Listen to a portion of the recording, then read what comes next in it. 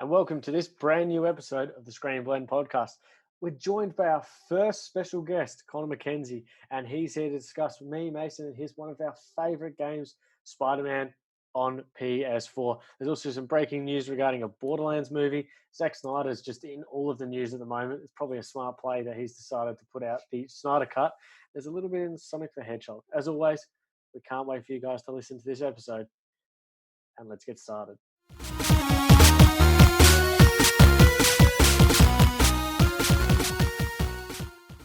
Welcome to Screenblend episode 12 today. I'm with my co-host Will Cutts and Connor, special guest. Oh, how are you guys feeling? Guest.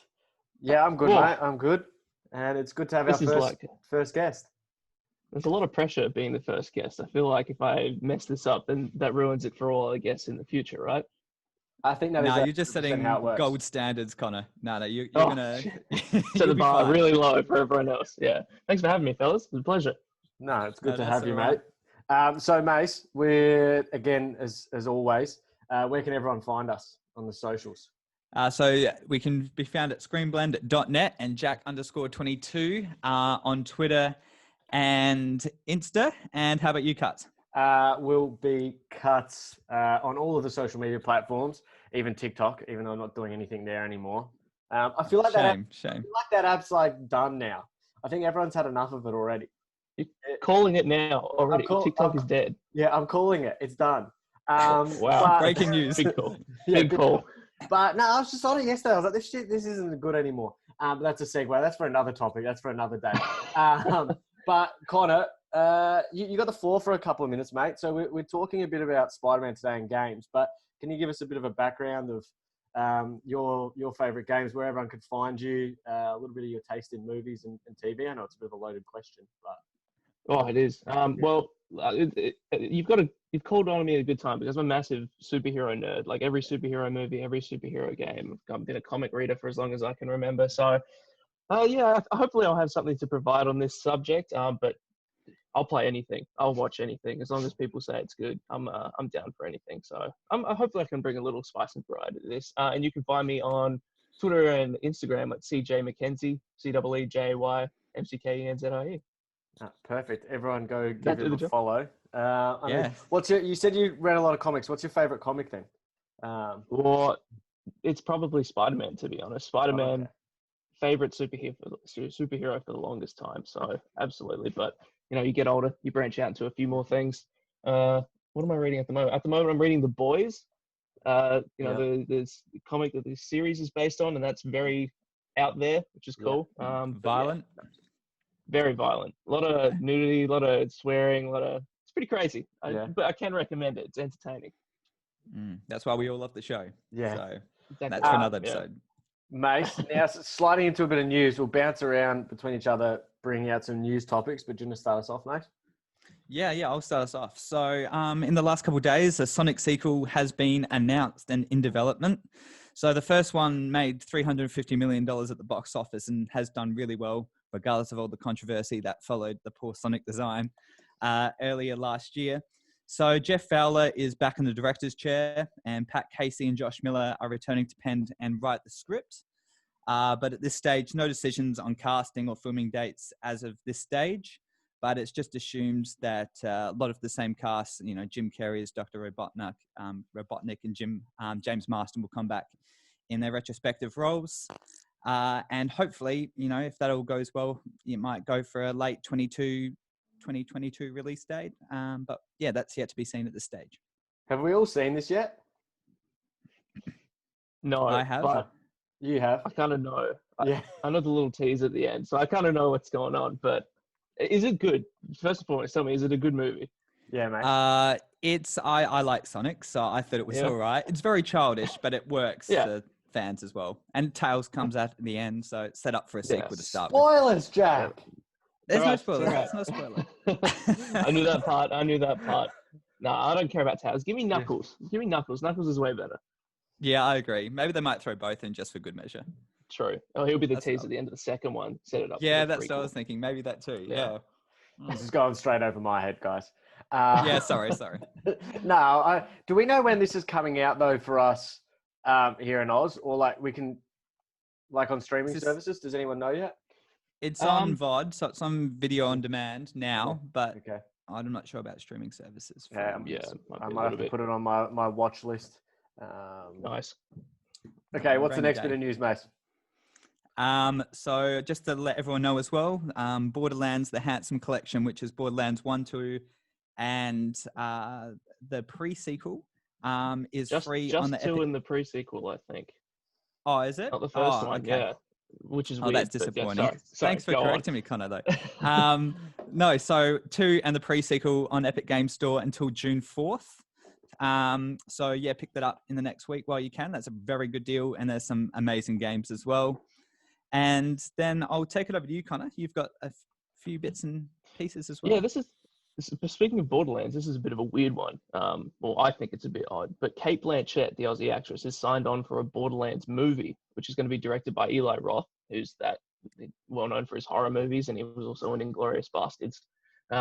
She's apparently going to play a siren, Lilith, which Cuttsy, I don't know, have you played Borderlands? Skip to Jack. Yeah, fair enough. She's like some magic person. I don't even really know. Yeah, the siren. So she's apparently going to be the lead in this. I'm looking at some Cuts. pictures. I'm looking at some pictures now. She kind of looks like she looks like the character though. Like him. Yeah, kind of. Yeah. Yeah, it's probably actually a pretty spot on casting, to be honest with you. Yeah, I think it'll work pretty well. But a Borderlands movie, it kind of comes out of left field for me. It seems like an odd choice, but I guess they're pretty popular games, and the kind of humor that they have I think it will work pretty well. But yeah, it's still a bit strange, don't you think? Yeah, I think so. I mean, if they keep finding characters, who look like the characters in the game, like Kate Blanchett really does actually look like Lilith.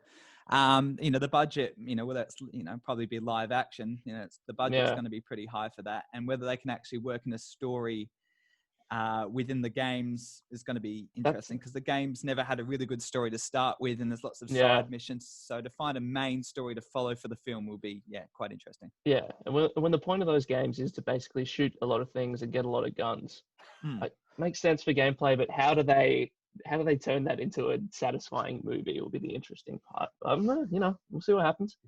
Yeah, but I think that's a while off anyway. And Randy Pitchford would try and take all the money, I'm sure, out of that. Oh yeah, I'm sure he. And anything else as well? Oh look, there's been a bit around. Look, the big news for me personally is after lots of waiting and rumors, PlayStation has finally come out and announced we're going to get a first look at what they're calling the future of gaming in a special digital conference next week. In a blog post, the CEO, Jim Ryan, he's come out and said, he's hinted that we're going to be seeing the PlayStation 5 games, some that might be at launch, some that might be coming a bit later, but it doesn't seem like we're going to see the console itself, which will be interesting. Okay. Yeah, but so that's going to be happening on June 5, 6 a.m. Australian Eastern Standard Time, so 5:30 if you're in the correct state. I'm excited for this. It's one I definitely want to get up early for. What about you guys? Yeah, I'm interested. Yeah, this is actually, I really just want to see the console at the moment. That for me is a big thing. When is this 100%? Do we know 100% it's getting released this year? Is that they're still pushing for holiday 20? They said holiday 2020 with America, so end of the year. So as far as we know, it hasn't been pushed back at all. They haven't announced a concrete date yet, but yeah, I think this is going to kick off like a run of things for them. They hinted that they'll have this, they'll show off the games. They've already showed off the controller, so the console reveal can't be that far off, surely. No, I would have thought it'd be time to starting to get everyone's bit of cashola, and the pre-orders out now. I think. Going on, Mace. And well, in terms of games as well, do you think the new Spider-Man 2 might even just have a teaser trailer, or Horizon Zero Dawn sequel? Do you have any ideas what games actually might be at this? Whether it's some of the first party titles, or that be more third party titles that no one really cares about? Do you think? It's a good question. I feel like Horizon Zero Dawn is probably the most likely to get a sequel first, because that's the oldest one. I think it came out in 2017. Then you've also got God of War and Spider-Man with 2018. So it's been a couple years, but I think I'd be surprised if they came at launch. It seems a little too soon, but we might get teasers, which could be interesting.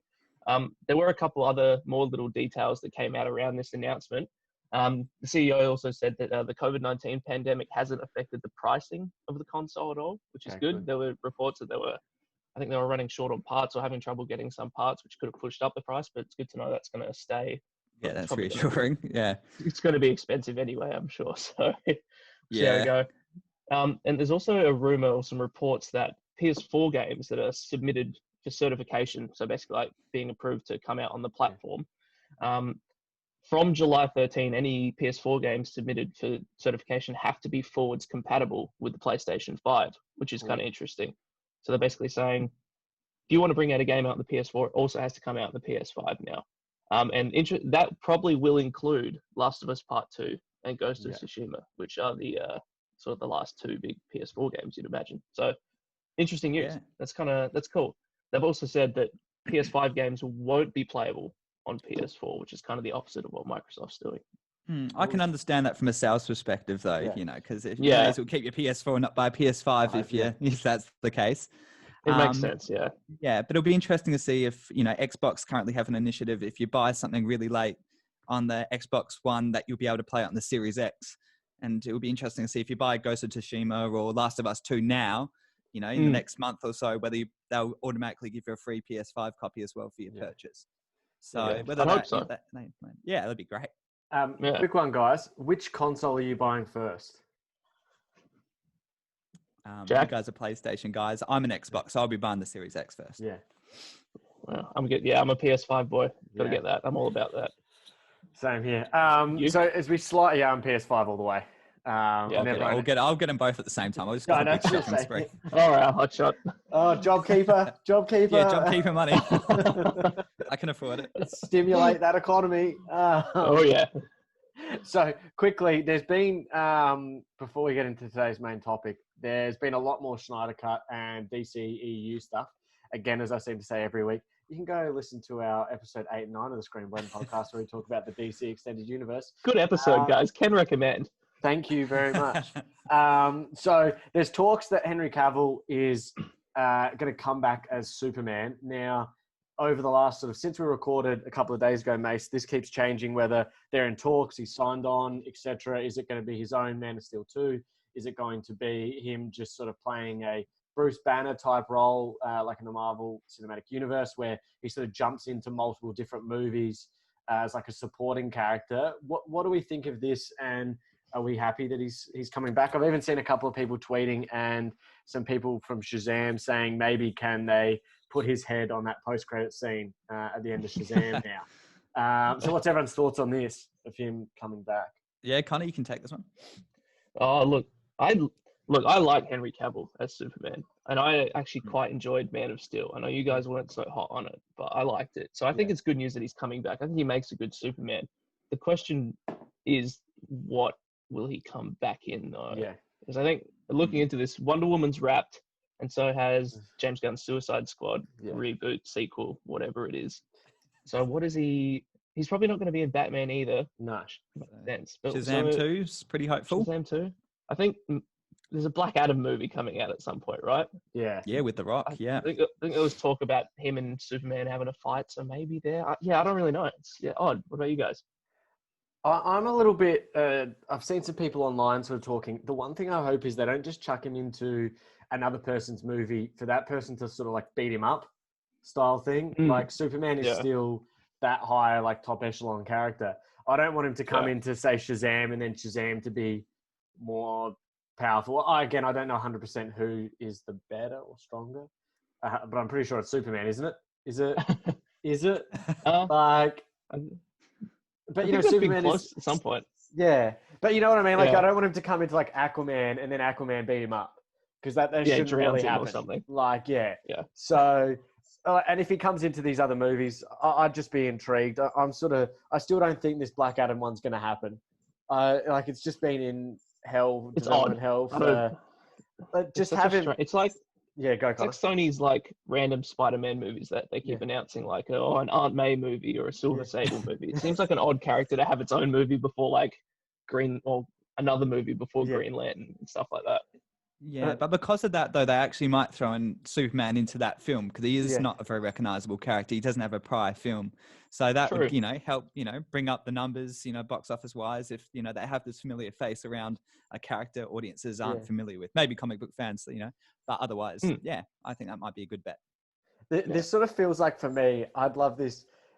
This feels like Civil War back when they were like, is Robert Downey Jr. going to come back and play Iron Man in Civil War? I feel like this is the time that if we didn't have Batman v Superman, you'd be talking like, oh, and they're putting a Batman v Superman movie now out, like bringing him back.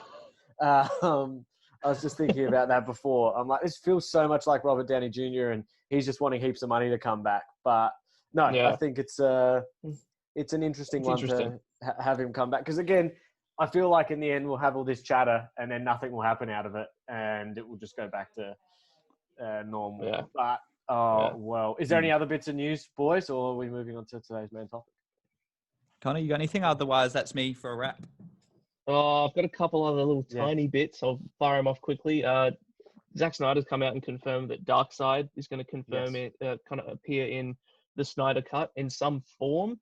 He only confirmed it with like a really low-res image on Twitter. So you can't really see what he looks like or anything. And it comes after the actor Ray Porter said he played the part for the original version, but those scenes weren't used. So we don't know what he's going to be in. Some rumors he might be just like a prologue or something. And just another little tidbit that kind of ties into today's stuff. There's going to be a new stream for the new Marvel's Avengers game on June 24th, which seems like we still don't really know a lot about. It's coming out in September. But that's going to show off some new gameplay and apparently co-op details, which will be interesting because it seems like this game wants to be Destiny, and I don't really know how that's going to work. Yeah, it sounds like it's going through lots of reduction difficulties. And I don't think, it has, the gameplay all set out for it and the open world setting that Destiny already adapts. But that, we'll just have to see when it comes. I'm curious. Yeah. Yeah, so am I. Anything else? No, I just looked at this image from Zack Snyder on Twitter. Was Darkseid supposed to be Steppenwolf in that flashback sequence? Is that the whole idea of it? I don't think so. I think Steppenwolf was still the main bad guy, but I think they were trying to set him up because Justice League was supposed to be a two-parter or whatever at some point. So I think that he was supposed to be like set up for the future, kind of like a Thanos situation. But Cool. So, mate, we slide into today's main topic. Yeah. Let's get into the main feature. You want to take it away, or are you just going to chill? Well, I thought you were going to lead the way, mate. That's why I handball to you. Got the handball out. You wouldn't know how to catch a handball, though. That's the problem. Yeah, exactly right. I'm shit at sport. But anyway, so today our main feature is going to be talking about 2018's Spider-Man. So this is an action-adventure game developed by Insomniac Games and published by Sony Interactive Entertainment. And at the time, it is a PS4 exclusive and was a massive hit, selling 3.3 million units in the US and becoming the fastest selling superhero game at the time and still at this time as well. And it also broke a whole lot of records as well in the UK. And that's because we're talking about it today because it is such an incredible comic book game. So, going into this game, guys, what were your initial thoughts? Did it live up to the hype from looking at the trailers? What are your views on this, incredible game? Take it away, Connor. Well, look, when this Spider-Man game was announced, we were coming off a run, I think, of very average Spider-Man games. Which I didn't really touch because they just looked so rough.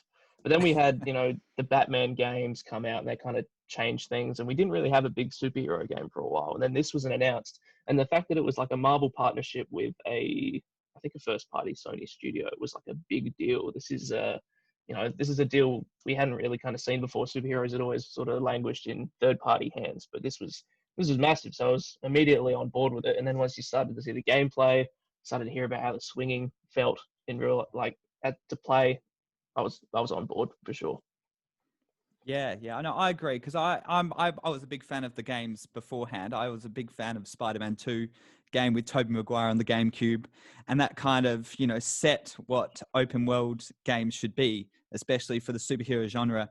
And that game, as a child, is just still amazing. The graphics haven't aged well by any means, but just the swinging dynamics in that game set, the standard for all Spider-Man games to come and what an open world should be. And also, I also played Spider-Man 3. That was not quite as good. That was actually horrible, in fact. And this is obviously clearly done so it doesn't actually have to follow any Spider-Man movie. And so Insomniac Games went in, developed their own story and created their own characters and made it their own thing. And because of that, there was no rush time limit in which they had to finish this game. So they had plenty of development time given by Sony Interactive Entertainment. And because of that, they made a really quality product, in my opinion. I think you nailed it there, mate, because I just wrote down a couple of points before. I think for me, the biggest key was you sort of had enough of those games that are released tied in with a movie, etc. And I think once we saw Batman Arkham series sort of come out and they had their own timeline, etc., I can see Marvel were like, we need to create a product now similar to that. And I think, did anyone play any of the tie-ins related to any movies of Spider-Man games or any of those? Because I feel like those games you just sort of pass off and you don't want to touch because they're just, you can see they've been done in a couple of months and they're not great. Yeah. It's well, just apart from 2 and 3, that I mentioned, I did play the one with Andrew Garfield, the Amazing Spider-Man in 2012. Oh, see, I heard those weren't awful. Yeah, I heard they were kind of okay. Oh, the first one was. The second Amazing Spider-Man game based on the film was dreadful. And once again, I do regret that, like Spider-Man 3 game. But the 2012 one was actually kind of a step up from everything that came before. And then after that one, it fell down the drain until this 2018 one. Nah, perfect. Because I think that for me is the sort of key, having their own timeline. They can create their own story going forward. They're not having to connect with a movie that they have to put this bad guy in and this bad guy in and do this sort of story. And I think once that came out and we could see that, it still gave me a little bit of scares though, with a little bit of the development hell and how long it did take to come out, and it sort of sat there for a little bit. But once it was out, you could see how good a product it was. So Mace, how are we going to sort of break this up? Are we going to talk about story, gameplay, and then sort of go through about what's going to happen in the sequels? Is that how you want to go through it? Yeah, so I reckon we'll just just a warning. We will give spoilers in this podcast. So if you haven't played the game or finished it, probably kind of turn off now. But what we'll just do, I reckon, we'll just recap the story. Because what did you guys think of the story? An awful lot happened. It was split into multiple parts. Yeah. Did you have a favorite part of the story, or just want to take us through what made it so good? Can I ask you a question, Mace, and to you, Connor, too? What's your timeline on spoilers? So this game's been out for like 18 months now. This is At what point can you actively talk about it without having to say, "Oh, spoilers, guys"? Everyone's so sensitive about this stuff anyway. I think it can't hurt to give them. But yeah, I think if you haven't played it now and you're listening to a podcast specifically about this game, like you've surrendered your right to complain. Just buy it. Just go and buy it and then come back. It's like $20 at the moment. You'll be fine. Yeah. Okay, yeah, go, mate. Sorry. Sorry for the segue. No, that's all right. So what did you guys think of the story? Connor? Oh, I rated it. It was very good. I like the twists and turns they take from like a traditional Spider-Man story. They've made it. I love the fact that it starts sort of. We already know Spider-Man. We know who he is. We know what he's doing. He's been in the job for a few years. He's established a bunch of villains and everything as well. So we don't need to set up a lot of stuff. But then they take it from there and just sort of swerve some expectations. They forge a really good relationship with Otto Octavius. They take Aunt May in a new direction. Spoilers, she dies, which I'm actually kind of happy about. Not that she's a bad... No, it's okay, Cuttsy. Yeah, and the introduction of, bringing Miles Morales in there as well. I think it all kind of made sense. I really liked it. Yeah, what about you guys? I think as you hit on the Miles Morales thing is, I don't know, and like your point at the start, I love how we just jump in and he's already been Spider-Man, but I'd say the general population don't know Miles's backstory as much, so we're giving them that backstory, what I really quite enjoyed.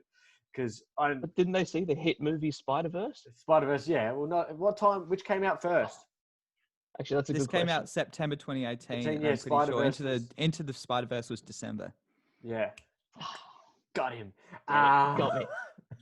Yeah, no, I really like that aspect of it. The sort of starting out with Mr. Negative as the bad guy and you being friends with, and obviously your boss is Dr. Ock, and having that, it gives real levity to the connection of those two, and you feel a real sort of like father figure. And then obviously when that betrayal or / she turns bad, you really feel it. And I don't know if in how many games you really get that.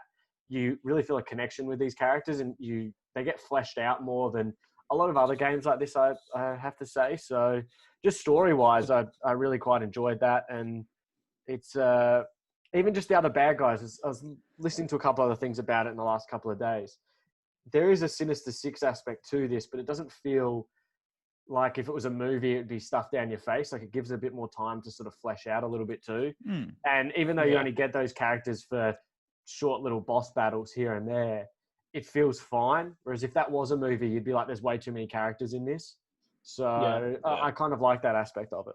Mate? Yeah, it's all segmented quite well, isn't it? Because you start the game taking down Wilson Fisk, straight into it, load up the game, and you're on your way to defeat him.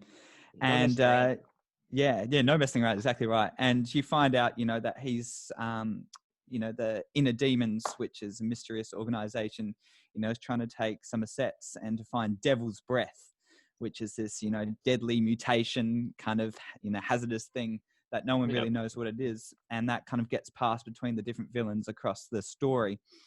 But what I like about the story is that it does, like you said, Will and Connor, it does incorporate all the villains, and none of it feels too rushed. Like, you see, Electro, Vulture, Rhino, Scorpion, Dr. Octavius, you see all these, huge Spider-Man villains, and all of them get just enough time and screen time that they don't feel rushed. So it works very well. And I think in terms of the story, this is a bit I just want to bring up. You can relate a lot to it. Like the love story between Mary Jane and Peter, there's bits and pieces, I'm like, that's great. Romantic, Jack. That's cute. Yeah, I know I am. And, there's that text as well. You guys probably remember that too, that he's just defeated Mr. Lee, and he's texting Mary Jane that, it's over. He's defeated Mr. Lee. And she misinterprets it and says, over? Okay, fine. And he's like, no, I meant Lee. Yeah. I beat him. And she's like, and he's like, do you want it to be over? And she's like, no. And he's like, oh, yes. And you're feeling from him. It's like, okay, thank God, because I want these two to be together. And then she sends another text and says, well, maybe it should be. And it's just the classic angry, ignorant girlfriend. I shouldn't be saying this. Not that I've ever experienced a text message like this. This is getting a bit real now. It is relevant. Like the grammar from the text message, the cutting off the reply time. It's all, you feel for it. It's quite, grounded in terms of all the action. All the acting in this game is great. Like, I think Yuri Lowenthal plays Spider-Man. I haven't done my research. I can't remember who plays Mary Jane and stuff. But everyone, all the actors in this game are great. And like you said, that I actually kind of forgot about the texting parts and those things. That's just like the most realistic part of that game, which is really interesting. But it was really cool. Yeah. Not that I can relate, FYI. Yeah. Cover your bases now. Yeah. Edit this out, Will, please. No, it stays in, mate. Once we start, we go all the way through. That's it. There's nothing you can do. I think, this with the Devil Breath, it gives an opportunity for, a lot of the characters to shine. And I'm not sure if we want to go so much into what happens in the end credits. But I think it opens, it opens up a lot of possibilities for the future by having all these villains. While they are defeated quite quickly in, like you said, Will, small boss battles, it opens it up for, potential, Venom and Mysterio and Sandman all to come into this future sequel. But once again, we'll leave that there for now. Can I just make a comment on that, Mace? Yeah. Quick though. Yeah. I enjoy the fact that they're defeated, but they're still around and they can get out. I feel like in the movies lately, it's everyone has to die essentially. But I like the fact that these guys can come back in a sequel game, just to pad out a bit of time, or one of them can then become a boss battle or a larger part of a story, etc. So I enjoy that aspect of it, even though you can see these characters have been around for a while and Spider-Man's had continuous battles with them. So I think it's more like the comics in that way than movies where guy comes, gets defeated, dies, then they never come back again. Just my little. Yeah, they're gonna run out. They're gonna run out of villains eventually for the movies if they keep murdering them all. And they've already killed like two of the best. Oh no, they only killed Mysterio. Vulture's still alive in the new one, so that's fine. Yeah. So we're fine, really. And just going into gameplay as well, guys. Like, this is obviously such a big hit because it was fun to play and it adopted, the combat system from the Arkham games, in terms of the dodge, timing, reaction combat. What part really went with you and you picked it up and you started playing, you thought, I love this part of the game, whether it's the web slinging or the combat? What part did you absolutely love? Are you doing, for our visual people, Mace, are you doing the Spider-Man thing right now? It's at the back of my mind, so maybe it is. Yeah, web swinging, yeah. And that's why everyone, you have to watch the Screenblend. Yeah, watch the podcast on video, YouTube. yeah. Don't listen to it and then watch it, so you get the context for the things afterwards. You can do it all.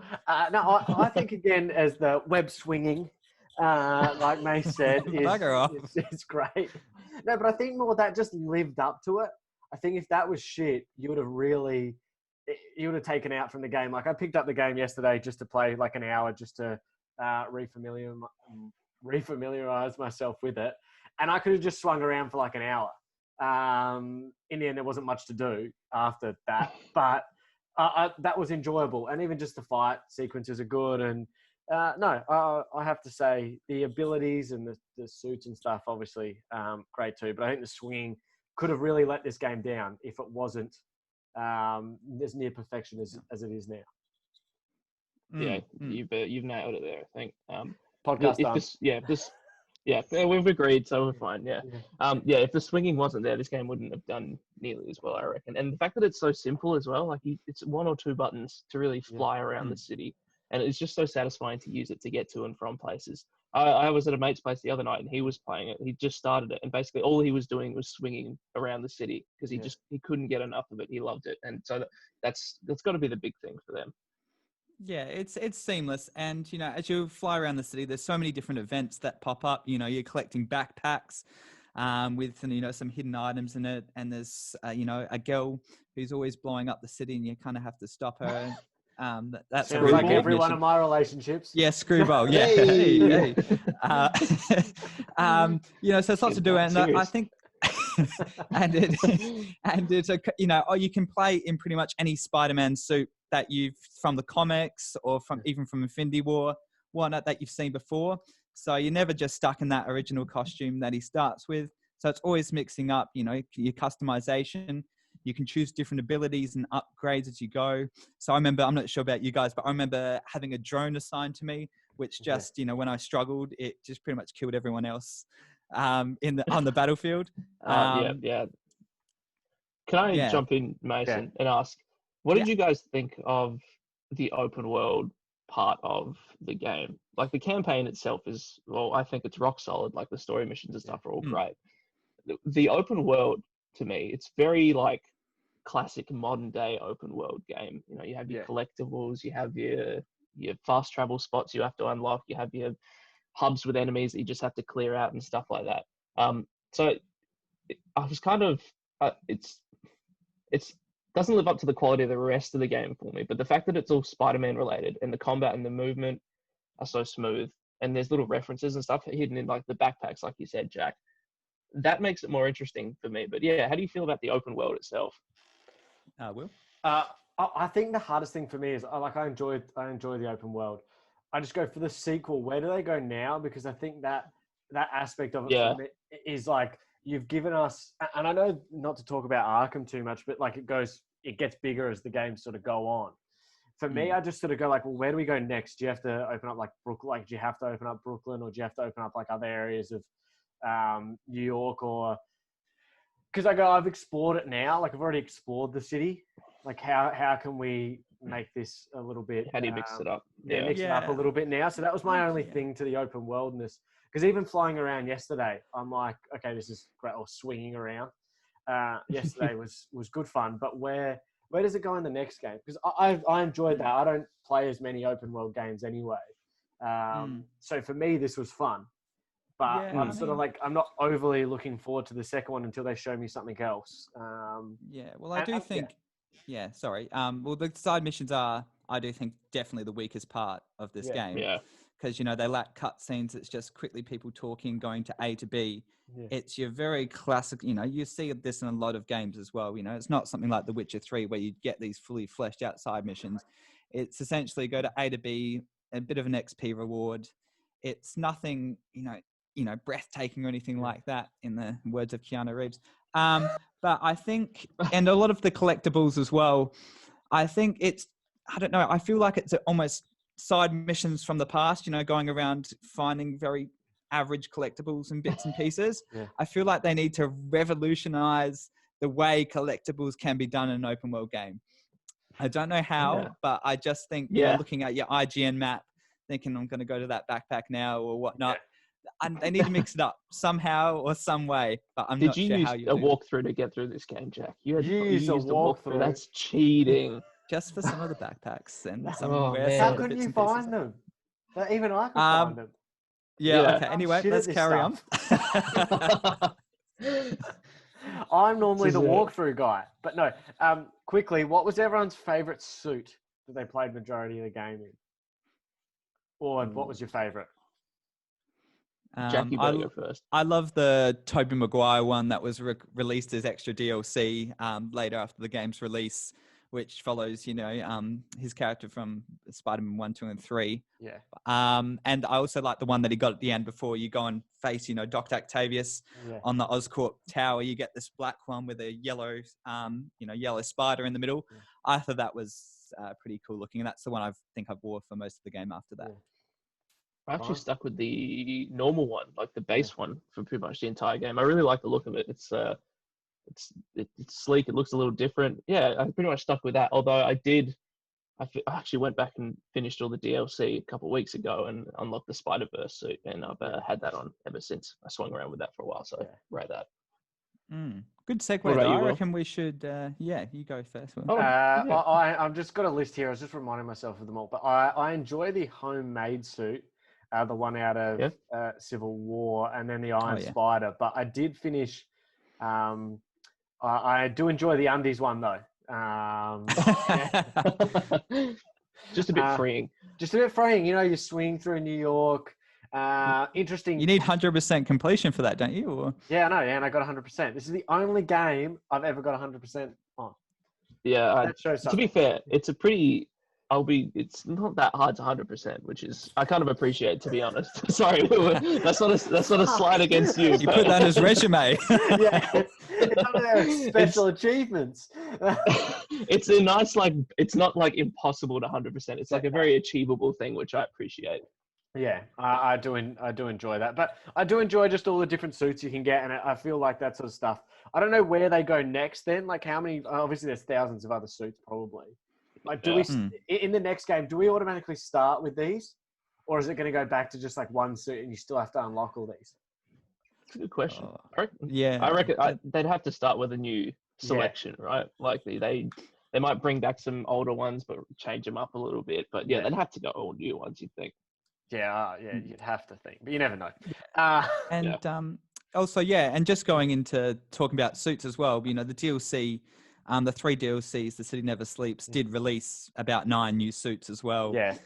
Which were pretty cool. You had your... It was a weird anime one.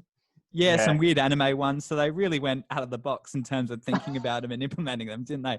But just talking about the DLC as well. So City Never Sleeps came out a couple months after, and it came in 3 different chunks. So the first one was called The Heist, the second one was Turf Wars, and the third one was Silver Lining. Out of these 3, I'm not sure about you. I thought a lot of them were quite forgettable. It's good DLC, don't get me wrong, but compared to the main game, I thought it fell pretty flat. What did you guys think going into, any of these 3 DLCs? Connor?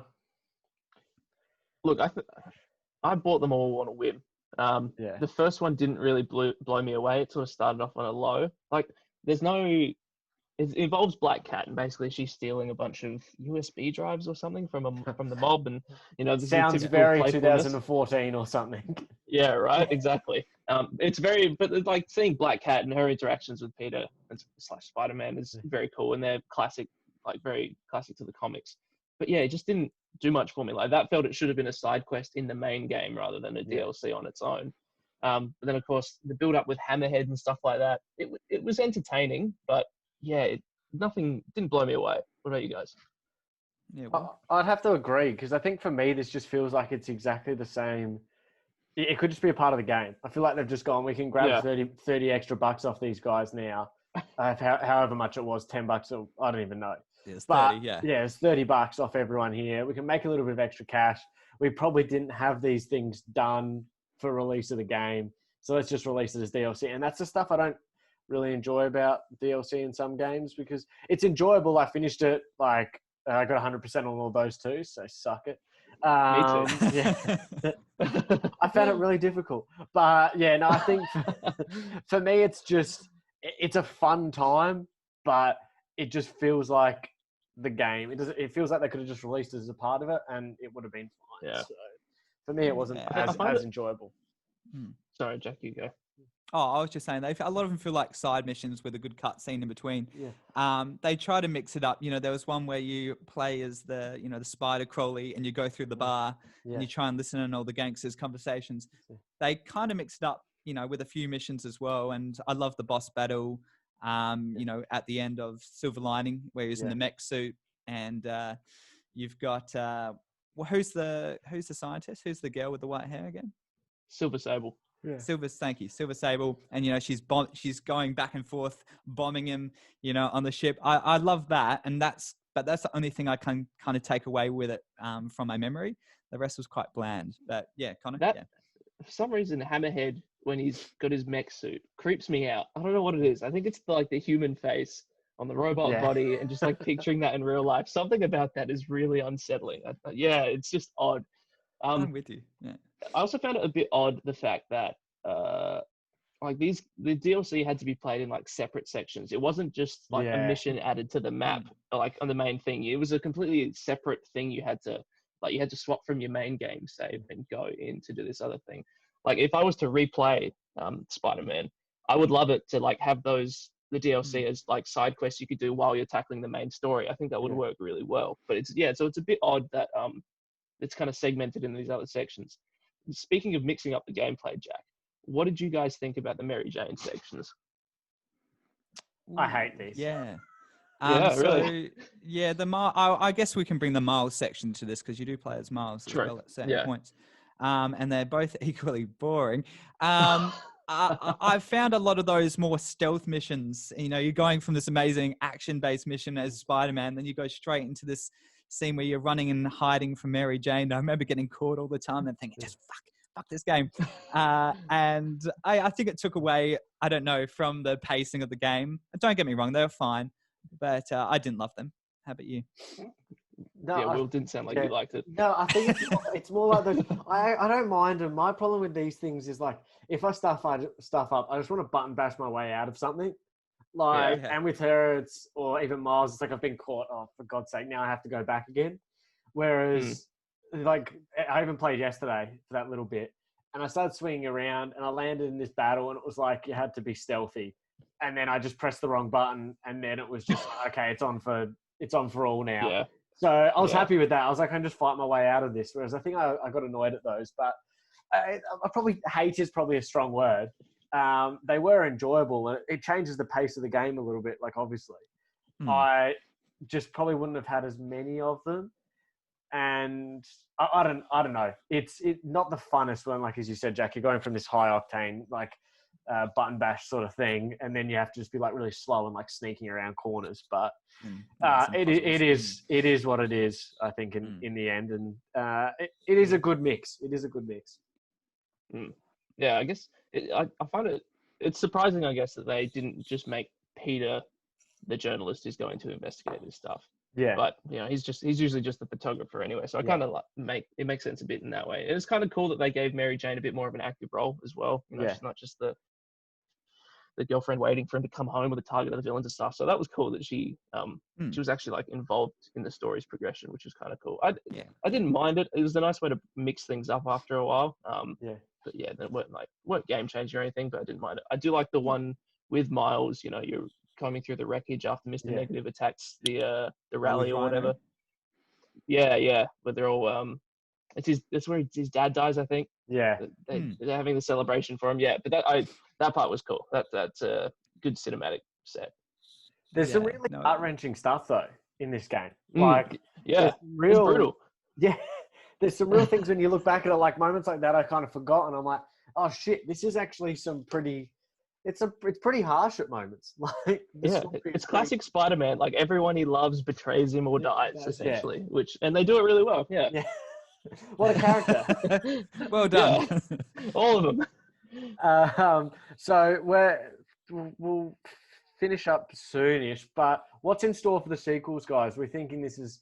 I've seen reports saying this will be a trilogy of games, and where do we sort of see this series moving on into the future?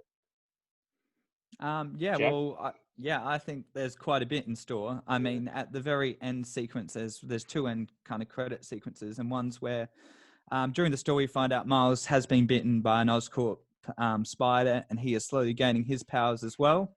So maybe, in the sequel, we might see him, take up the mantle of Spider-Man if Peter's to die, or maybe we see them both together in some gameplay, which I think would be really cool if there was kind of a duo dynamic in the sequel.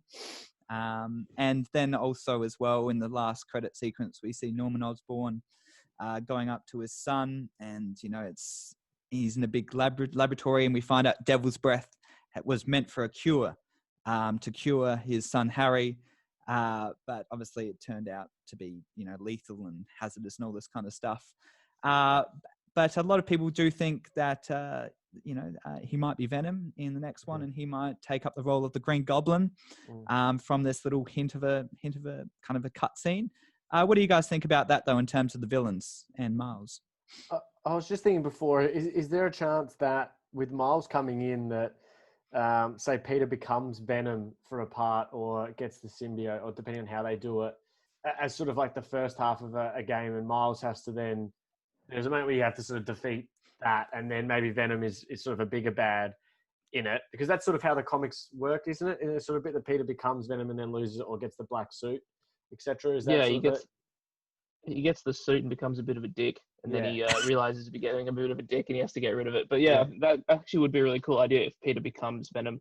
Miles has to take him down, so you take control of him for a bit. Yeah. That would be really cool. That's what I was just thinking. And it seems like they're setting up Harry to become Venom at some point. Yeah. Like, he's in the tank with all the black goop. What else are we supposed to think? Yeah, exactly right. No, that would be cool. Actually, I didn't think about that. Yeah. I'd be down for that. Yeah, go Connor. What do you guys like? What kind of changes do you want for the sequel? What would you ideally, if you were making this game, what would you want out of it? Well, I think a lot of people have said, all the Spider-Man games in the past have been purely set in Manhattan. So just in terms of the actual map of the game, for it to, maybe go across multiple islands, go into Brooklyn and a bit further, different parts of New York, because Spider-Man is essentially Manhattan. And without repeating itself, it would have to break away from that for it to make a half decent new map and a proper sequel. And I think, they could include, just your classic, a few more powers. They can up the side missions, like I said before. Maybe make a few more interesting ways to find the collectibles.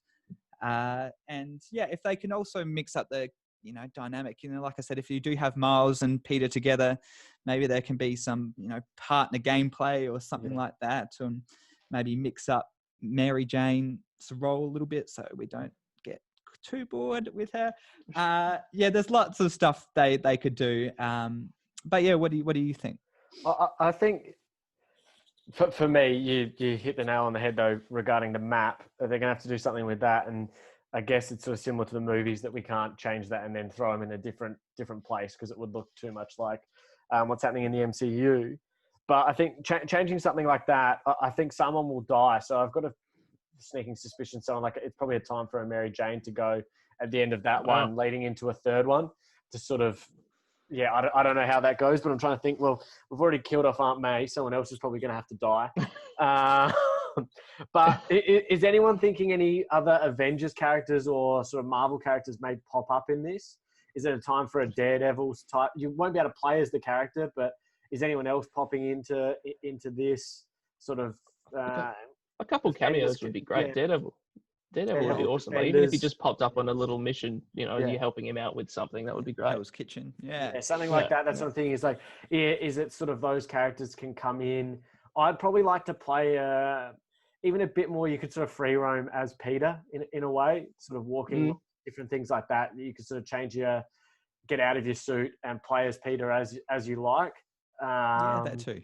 Maybe living your life a little bit as Peter, and maybe a bit more time of day sort of things. You sort of know what's sort of going on, and I sort of don't like the aspects where it's like you just sort of get thrown into. It's like we have to be Peter now. I'd like to be able to make that choice. You go do some science mini games. Yeah, so there's Peter's little part. things. Oh yeah, and scrap those bloody science mini games where you're doing the color bar. Scrap them all together. I don't know what they were thinking. Horrible. Yeah, they'll just do something exactly the same next game, but it will be something. It'll be like a little different, but it'll be exactly the same concept. But It'll be like a sliding puzzle. yeah, Yeah. so yeah, Don't give 'em something ideas. like that with Peter would be nice. I think just to mix it up a little bit, that would be boring. It'd be very similar, but give it a reason for it. Maybe his Spider-Man's on the run or something, and that's why you have to play as Miles, and then you have to be Peter as Peter or something. I don't know. I'm just thinking of random outlandish sort of ways to go about it. But I think someone will have to die moving into the third one. That who's the big bad guy, or again he'll probably find out Harry's alive, or maybe it's some backstory with Harry, some flashbacks or something. Would be an interesting way to go about it. But who do we think will be the bad guy of this one, like the main bad, if you were doing it? Is that what you sort of asked Connor before anyway? Well, I know, but this one, had so many different villains. I think they're going to up it a little bit. So I think there's going to be a few with maybe Venom or Green Goblin as the main ones. And then, they throw Wraith or Sandman in or Mysterio, as a side mission or something. Yeah, that's really kind of running off that. That's what I want from the sequel. Again, we keep referring to the Arkham games, but that's because they kind of set the gold standard. Yeah. I want the side quests to sort of be more. I want like chains, and I want them to involve the villains, and maybe even some deep cuts. Like I'm talking, give me Rocket Racer, give me Big Wheel, give me Swarm, the Nazi beekeeper who becomes like a living swarm of bees. Like that's the cool stuff I want. To really make the side quest seem like actually worth it. And kind of running with that idea, I did come up with this sort of thing. Yeah. I don't know about you, but leveling up, unlocking the suits is really cool. And each suit came with like an appropriate power that came with the suit. That's cool and all, but I feel like what would be awesome is if the suit powers were linked to the side quests a bit more. So you can level up and still unlock the suits and stuff. But for example, like you get there's that concussive blast ability where you just shoot like a sound wave or something. Like let's get that after beating Shocker in a fight. Like we steal technology from his gloves or whatever and get that. Let's get the super strong armor after you fight Rhino. Because it stuff like that where it makes sense for these powers to for him to just get these powers rather than just I put on some different clothes. Let's shoot fire out of my head or something. Yeah. You need a good incentive, don't you, to get all those powers rather than just get a bit of XP and some points to unlock a costume. No, I'm with you there. I'm with you. And it gives you a reason to go through and play the side quests as well. You're not only unlocking stuff, you're also seeing more of the villains. That's something Arkham did amazingly. Do you find it hard though when you come back for a sequel now that it's like, should he already have all this tech, or is there going to have to be a reason why he sort of pulled back again? Because same with the suits. That could be is that like how do you then pull him back? That you have to find all this stuff again. Maybe they don't even mention it. Maybe they just start you off rough or something. Is that assume everyone figure out. Although that's also where Miles could come into play. Like if we end up playing as Miles at some point, like he comes in without any of this stuff. So it'd be interesting to see how they go. Yeah, maybe Peter is, in the symbiote suit or whatever, or his partner gets blown up and he loses all his suits. I don't know. They always find a way, don't they? So always. Yeah. And then he has to start in the underwear suit for the whole game. That's what you have to play in. Oh, everything. Your dream. Yeah, my dream. So what's our final, just before we move into a bit of what we've been our show and tell segment for today, final thoughts, and where does this rank in your favorite sort of PS4 game releases over time? We don't have a rating system yet, mate. So I was thinking about this before. We need like a little bit of a Screenblend rating system. But where does this sit in sort of enjoyability, gameplay, everything for you in games you've played over time? For me, I hope the sequel's, released, maybe sometime next year. But I think I love a good open world game. I think open world games are my favorite type of video game. In terms of PS4 exclusives, I still think God of War, Horizon Zero Dawn might just knock this off the list, just. But I still think, if you're getting a PS4, this is a must-have game. I don't think you can go wrong with this. I think anyone, superhero fan or not, you'll just get so much out of it with the DLC pass or not. It's just a great game. Yeah. Connor? Yeah, Jack nailed it there. Like, it seems like we're nitpicking a lot. We said talked a lot of shit about it, but all in all, like, that didn't stop me smashing through this game and loving pretty much every bit of it. Like, it's one of the best exclusives the PlayStation has, and the fact that it's a PlayStation exclusive Spider-Man game developed by a top tier studio is you can't go wrong. Yeah, I think I think in the end, because we're giving it a bit of shit, it shows how much we love it in the end too. Like, Absolutely. It's hard to find. We all know it's good. Like, and so anyone listening or watching this is 100%. If you're still a bit bored with everything going on in life and you haven't played this yet, for $20 or $30, you pick it up and you got hours of gameplay. If it's someone like me, it takes 5 days to finish it. If it's someone like Jack, it takes 1 day. But in the end, it's just, for me, it's probably one of the best sort of. It's up there with the Arkham games. Is there any other superhero games that are up that level? That's the like Arkham and Spider-Man. That's about all I can really think of. Yeah, I don't think for me there isn't. This is probably one of my favorite games I've played in a long time. That's just not replaying the FIFAs. It does have I just enjoy it, and the story and everything is great. So finish off there, Mace and Connor. As we move into our show and tell segment, I've got to try and make our little jingles because I want our jingles to be going soon. But what have we been watching, Connor? Anything you've been watching in the last bit of time that you want to discuss or that you've enjoyed or playing also? So I've just last week finished off The Last Dance. Obviously, the talk of the big talk of isolation, the Michael Jordan documentary. Really interesting all the way through. Like, I'm not a huge basketball fan. I'll watch it if it's on or anything, and knowing barely anything about basketball. But you and me like, both, mate. Just the characters in that team, and Jordan himself is such like a mythical being essentially, and like of what he's achieved. It's fascinating to see all this behind the scenes footage. Have you guys watched it yet? Yeah. I still haven't watched episode 9 or 10, but like I'm similar boat to you. I pretty much know near to nothing about basketball, but I loved it. I thought it was really interesting. I haven't finished it yet, but no, I'm keen to watch those last 2 episodes. No, I binged it pretty quickly every day. It would come out on the Monday for us. I'd finish it on Monday night. And for me, I knew a bit about it, but for my generation and this isn't a sports podcast, everyone, if you want to follow my other sports podcasts. Cross promotion. Yeah, cross promotion. I knew a bit about Jordan, but Jordan wasn't our generation because we've only ever seen certain little clips or like Space Jam. They show the same highlights. So to see other things about why everyone considers him to be the greatest of all time and his supporting characters, and I still didn't know half the shit Dennis Rodman did. Like, you couldn't get away with that now. I didn't understand him half the time. He's got such a strange voice. I don't know what it is. Just imagine. I would love a Dennis. Oh yeah, I would love a Rodman documentary. Yeah, that man has lived an unreal life. Like, he's dating Carmen Electra. Like all these other like models / porn stars. He's going off to Vegas in the middle of like the season. He's doing WrestleMania like middle of the finals. Like, and just the fact that they just don't even really bat an eyelid and go, it's Dennis, he'll be fine. Like, that's the stuff I loved.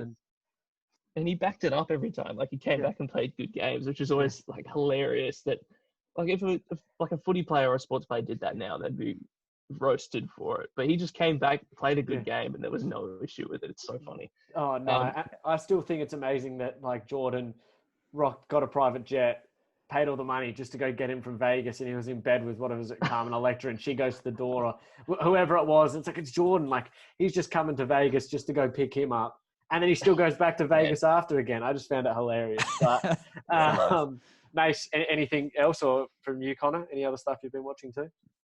Well, I finished Defending Jacob. And you did? Oh, I did love it. I think without saying anything, it let me down a little bit on that last episode. On a How I Met Your Mother scale. But it was okay. I would say watch it. I think everyone might have very split on that last episode. But yeah, give it a watch. And I also watched Love Life with Anna Kendrick. Don't judge, please. And on Stan, first episode, was all right. It's about Anna Kendrick being a single woman. And that's just my favorite type of show. About her different relationships. And I've only watched the first 2. First one was really good. It's about her. I don't even want to describe this. So it's about meeting this guy in this karaoke club, and it's just about just them casually dating. across the months and just how a relationship works really. And then the second episode, I can't say much without ruining the first one, so I'll leave it at that.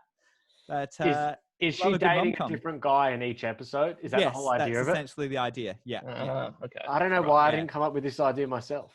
It'd be a short series, but semi-autobiographical. Yeah, it'd be what was that streaming service that just got cut? That one that flipped it and you watched it like on your phone. What was Quibi or Quibi? Yeah, that's already gone. But I feel like that would be great for my series because it would have been cut straight away.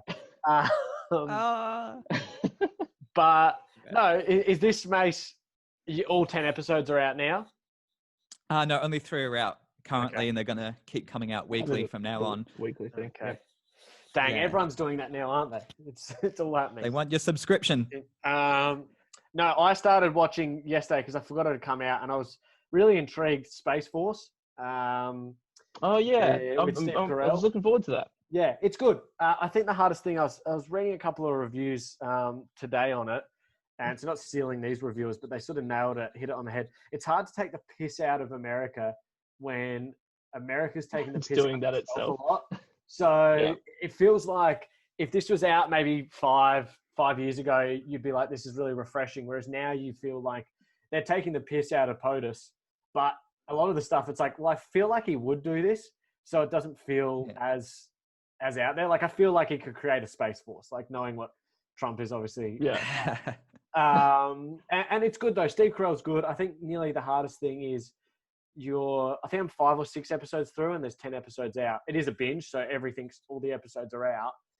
I hope they give it another season and they can flesh it out that little bit more. And he's good. I like the aspect that, again, like all of these Netflix shows, it's not just 22 minutes of an episode. They can sort of flesh out an episode that's that little bit longer if they need to get the story going. But I'd give it a watch. Whether you binge it or not, it's up to you, and you just sort of catch an episode here or there. And I hope they give it another season just so you can sort of you can get a little bit more of Steve Carell because he's good and the supporting characters are good and it is funny. What's obviously the main part of a comedy, but it is also there's some heart-wrenching aspects of it too in that sort of field. But no, I enjoyed that. That's what I watched yesterday, and nothing else really. No, anyone else? Cool. Yeah, it's definitely on the list. Yeah. Hey Jack, how's your Animal Crossing island going? Kind of, this is top secret. I was not meant to announce this. Have you got Animal Crossing, Jack? I've brought I know I've kind of thrown you under the bus here, Jack, but I think it's the talk of the town. You shouldn't be embarrassed about it. I think it's literally the fastest selling Switch game ever. So there's nothing to be ashamed about. You're right. I just found it hilarious that you've been avoiding talking about it this entire time. Thank you so much, Connor. So, Mace, it's my tell pleasure. me about your Animal Crossing. It is going well. I've got lots of cute animal villagers staying in my crib on my island, and it's looking very good. I will definitely invite a few people over one time to check it out. You've really been shocked by this, haven't you, Mason? I've really stitched you up. Revelations for the podcast, but yes, I am enjoying it. I will admit, but it's not too bad. Are you enjoying it? While we're on it, look, it's the first Animal Crossing I've played. I kind of had a bit of FOMO, so I jumped on it because I kind of just wanted to be involved in the conversation. And like, it's cool. It's very relaxing. I will say that. Like the music and everything, it's very soothing. You know, after a hard day at work, you come back, you pick up some weeds or whatever, just like relax. You know? But there's little.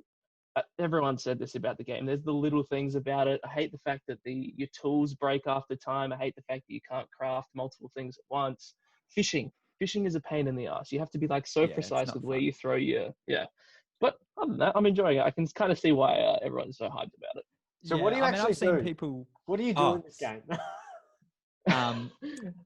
Well, you build an island from scratch. You have this little guy called Tom Nook. He's a little squirrel guy, and you slowly build up your island. You build houses for residents that come to the island and convince them to stay in these houses, and you build land around it, and you build little shops and stuff. It's kind of hard. In the meantime, you weed and you fish and you search for bugs in terms to sell for money at the museum. I don't know. How would you describe it? Kind of, it's a very unique game. Yeah, it's kind of. I find it's kind of like a combination of like Minecraft and The Sims.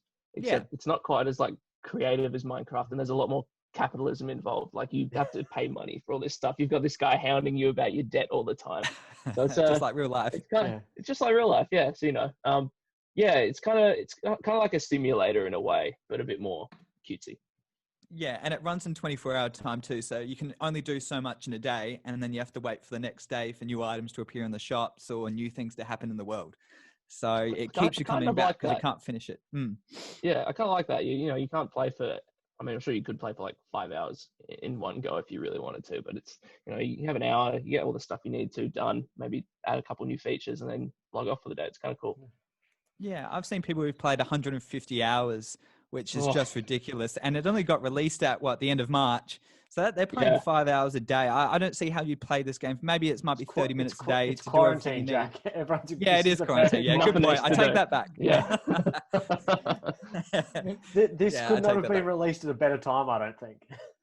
Oh no, I reckon if it was released without a pandemic, I'd be surprised if it got as much attention as it did. But hey, here we go. Is this game Chinese? Did they create it? It's Nintendo Japanese. It's outrageous. It's a great. It's something. 5G's involved somehow. Friggin' Bill Gates has come out and done something. Oh my god, it's all connected. As always, I don't have this game yet, and I feel like it'd be like. I feel like I would. Does it sound like something? I'd just get addicted to it. I feel like I'd be that type of person that I'd just be playing it all the freaking time. Or I'd hate it. Or I'd be like, this is the worst $80 or $70 I've ever spent in my life. It's one of two a gamble. Yeah, it's a big gamble. And JobKeeper. That's another reason how I can explain why I'm on it. You're stimulating the economy. Yeah. You can't justify everything just with a JobKeeper payment, Jack. Don't listen to him, Jack. You're a hero. The nation thanks you. Thank you. You'll buy another microphone next week. You'll have 6 microphones and just saying it's bloody JobKeeper. Oh, that's an image I don't want to see anyway. Sorry, that's microphones. That's microphones. Talking to the microphones, Jack. Gotta make that clearer. I was going to say something else, and I'm not going to say it. This is a friendly. This has all come crashing down. This is a friendly podcast, and I don't want to click the explicit thing. We're a friendly family podcast. So I think that's. Are we done, Mace? And Connor, are we done? They're my recommendations. Connor, do you have anything else? Yeah. You guys tell me. I'm just following the rules. Yeah. No. Is there breaking a couple? No. There's no other games or anything anyone's played, because otherwise we'll finish up here. Not this stage. Not until next week. Not till next week. I think there's nothing. Yeah, until there's a bit of time, but there's not much else out at the moment. I did bring my Switch back home though. Ready for some party games. So make sure you listen to episode 11 of the Screenblend podcast. I'm on the way through. I'm on the way through it at the moment. I was listening to it in the car yesterday. Oh, good. So now, Connor, thank you for coming on, mate. We'll make this thank you for having me, guys. a regular thing, and it's good to have you. Where can everyone find you again? On socials to abuse you, Twitter and everything Instagram. You said. Yeah, all my hot takes and dissing Animal Crossing in any way. No, I'm not on TikTok, sadly. I don't understand it. I must be getting old. But Twitter and Instagram, what is it? I don't understand. Anyway, that's another topic. Twitter and Instagram, at CJ McKenzie, CEEJAY McKenzie. Hopefully you caught that. Yeah, you can find that below. Mace, where can everyone find you? And Jack_Mason22 on Insta and Twitter, and Screenblend website, so screenblend.net. And Cutts. You can find obviously all the stuff for Screenblend at screen_blend. Me will be Cutts on all the socials. And make sure you just give us a review. It's so easy. You listen to the podcast, just 5-star review. We'll read them out. Give us a subscribe, a follow. It makes all the difference. And give us your opinions on today's episode. If you didn't like what we said, come back to us. If you hate me, that's fine. Let them know. Yeah. And they'll banish me. Yeah, and you'll never come back. Or if you liked him, tell us, and then we won't have him back anyway. So then he creates a rival podcast, and we have a massive rivalry. I like that. Yeah. But no, again, thank you everybody for listening to today's episode. We'll be back next week for episode 13. Mason, do you know what topic we're doing, or is that another couple of days to decide? That is yet to come. Okay. So, yeah. Good teaser for everybody. Thank you again, Connor, for joining us today, and we'll have you on again soon. And we'll see everybody in the next week or so. Stay safe and bye. Bye. See you.